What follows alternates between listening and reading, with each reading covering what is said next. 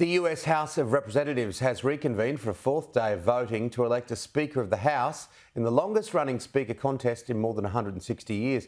Kevin McCarthy appears to have failed to lock down the amount of votes needed to be elected Speaker in the 12th round of voting.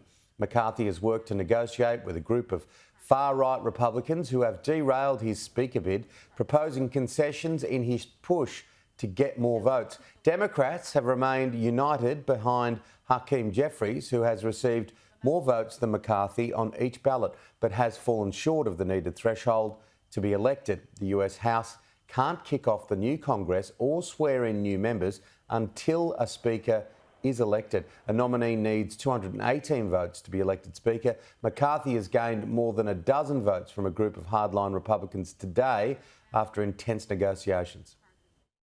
I came into this position and we had less than 200 members. We are now sitting in the majority. We put forth to the American public a commitment to America. There's times we're going to have to argue with our own members if they're looking at for only positions for themselves, not for the country. For the last 2 months, we worked together as a whole conference to develop rules that empower all members. But we're not empowering certain members over others. So we may have a battle on the floor, but the battle is for the conference and the country. A letter to Joe Biden expressing concern over the 2021 tri-lateral submarine deal between Australia, the UK and the United States has been leaked. The document calling on the US president to put America's interests first before aiding allies. Just when the controversy surrounding Australia's recent submarine deal had passed, fresh concerns over the AUKUS security pact has been revealed.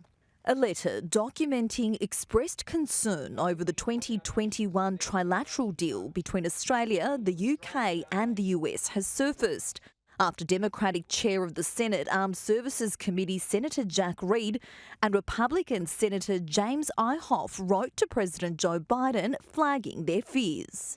The Senator's letter reveals the AUKUS alliance, which includes Australia's fleet of nuclear submarines, could potentially push the US to breaking point. It's certainly a reflection of some views in the American foreign policy community that really it should, reserve its own capacity for its own assets first and then look to help allies. A lot of American politicians and public servants don't trust certain elements of the Australian political party system. In the letter written on December 21, both Reid and Inhofe call on the President to put America's interests first, stating, "We believe current conditions require a sober assessment of the facts to avoid stressing the US submarine industrial base to the breaking point.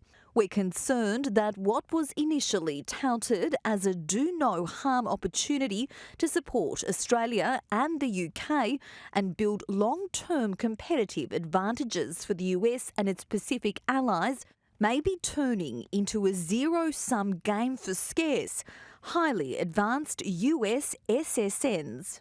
We urge you to adopt a do-no-harm approach to AUKUS negotiations and ensure that sovereign US national security capabilities will not be diminished as we work to build the strategic partnership with Australia and the United Kingdom over the decades." What's happening right now? There are 66 Virginia-class submarines have been commissioned in the United States. Only 22 have been completed. And so these two senators are arguing. They're not saying anything about Australia. They're just telling Australia to go somewhere else, that they don't have the capacity to deliver another 40 submarines.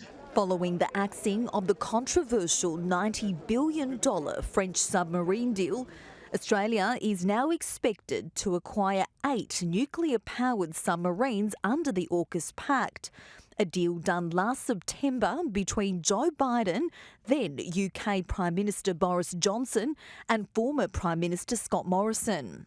Getting these 8 submarines right now, it's really a long bow for Australia. It's the first time any members of the US Congress have raised concerns over the agreement.